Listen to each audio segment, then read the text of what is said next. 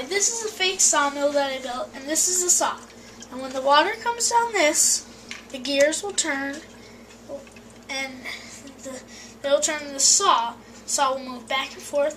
This is how they used to cut logs a long time ago. And I will give you a demonstration.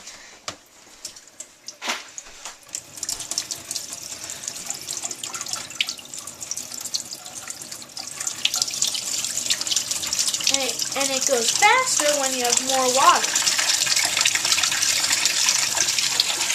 And see the saw?